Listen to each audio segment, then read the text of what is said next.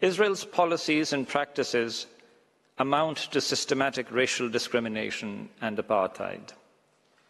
Israel has imposed a system of racial discrimination against the Palestinian people since 1967. The rights under the historic status quo must immediately be restored. This issue is of great importance to Pakistan, which is home to the second largest Muslim population in the world. Pakistan believes that the two-state solution must be the basis for peace.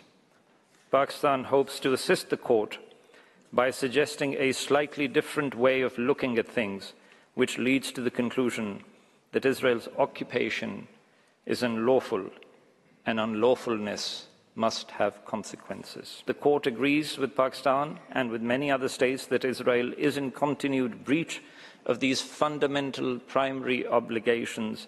It cannot allow Israel to benefit from its own ongoing wrongs by somehow avoiding the natural consequences that must follow under this law of state responsibility.